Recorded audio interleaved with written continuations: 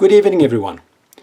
Now, when it comes to South African Union coins, one coin in particular borders on being absolutely ridiculous in terms of its size, its weight, and its sheer presence. And that coin, of course, is the South African Union crown, or the 5 shillings. The coin is huge, it's heavy, and it's absolutely spectacular. Now, the coin measures 38.8 millimeters in diameter. Now, this is even bigger than the 32.77 millimeters Krugerrand, which is already a big coin.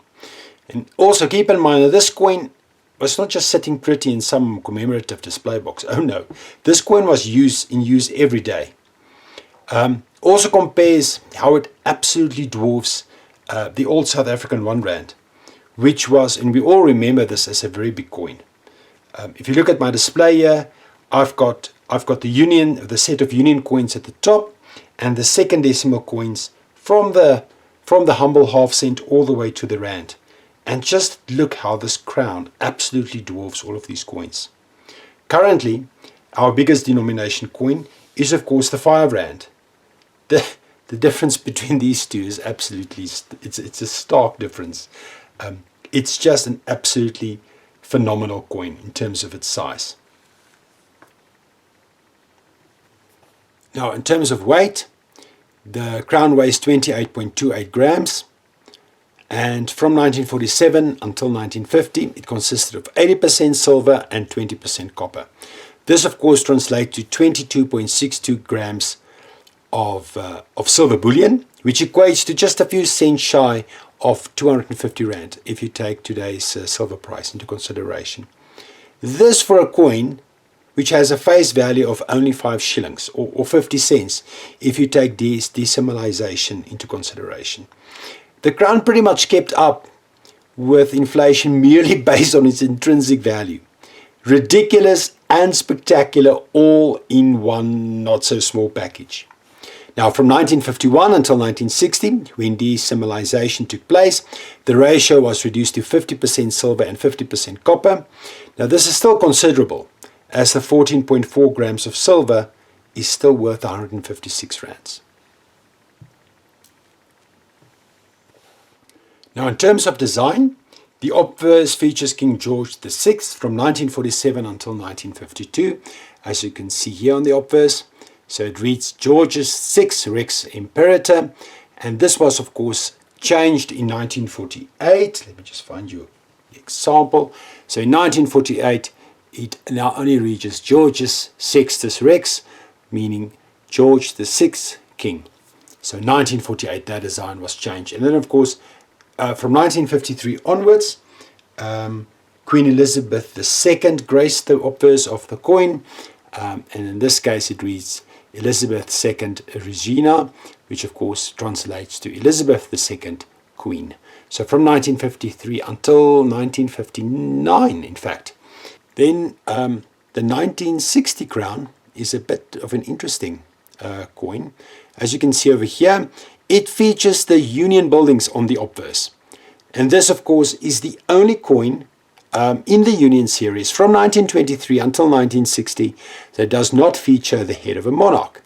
So it features the Union buildings on the obverse, commemorating the fact that we've been a Union of Britain since 1910. So from 1910 to 1960, 50 years commemorating that. Quite interesting. Now, in terms of the reverse, the 1947 crown shows the very first time the Springbok was used as the design on the reverse, which is the national animal of South Africa. And it shows a Springbok which is pronking, which basically is a word of Dutch origin, meaning to leap in the air with arched back and stiff legs, typically as a form of display or when threatened. It was designed by Kurt Steinberg, and from the initial drawings, as you can see over here, the leftmost version was finally chosen as the final design for the coin.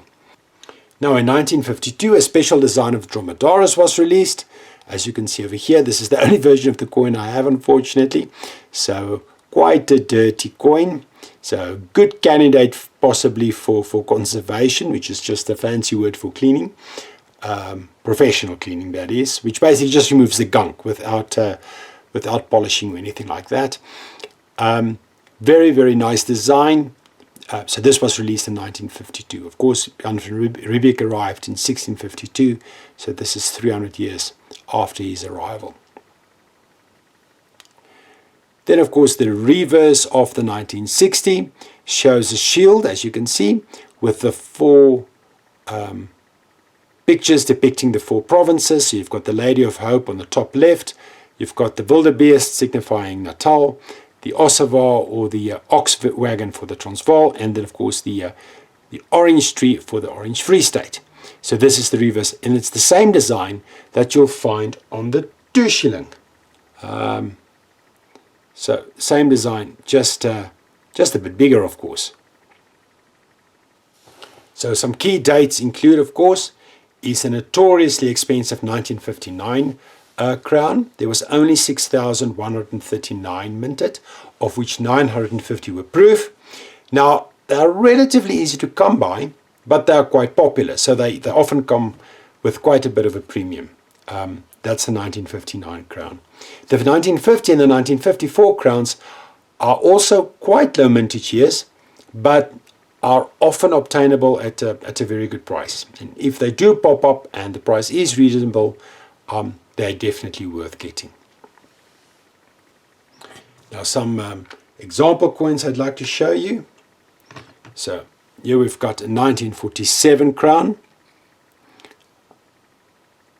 Very nice toning on the reverse over here. I'm quite fond of this specific crown. There's George VI at the back. This is a MS64 crown. So very, very nice toning.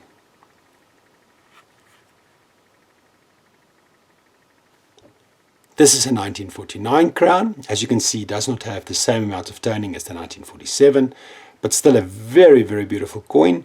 This is a MS63. So here's a 1951 crown. This is also a MS63.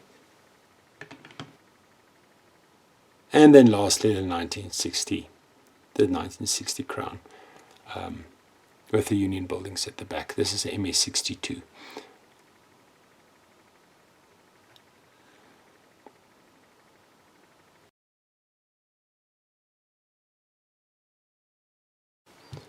Thanks everyone, that's it for tonight. Thanks for your interest. If you did like the video, please like and please subscribe for future videos. Give me some feedback if you like on what else I can cover or what you'd like me to cover, which I can showcase as well. And yes, that marks the end of the Union coins. So from the quarter penny, the half penny, the full penny, and then all the silver coins, from the humble tikkie all the way to the big old crown.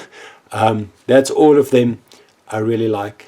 I really hope you guys have enjoyed this series. Thanks again, and good night.